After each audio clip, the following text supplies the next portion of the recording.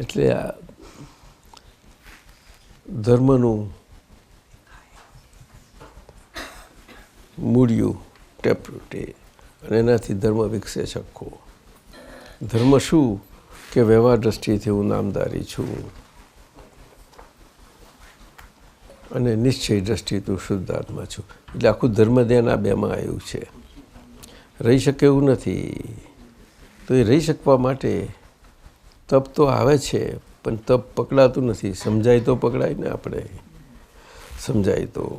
એટલે પકડવો લેવાની જરૂર નથી, પણ આવે છે સમજાય તો બહુ આનંદ થઈ જાય. અને આવે છે તો નહીં કરતા જવાનું.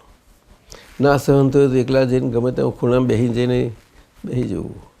બધું એવું કરવું જ ઘટે. તપ પછી આપણે એને ગોખ્યા કરીએ તપ તપ તપ એવું નથી થતું. તપ તો આયા જ કરે. તપ કોઈને છોડે એવું નથી. એ તો સારા વખતમાં જાણીને તપ ઊભા કરવા પડતા હતા. અત્યારે તો સહેજ મળે છે બધાને.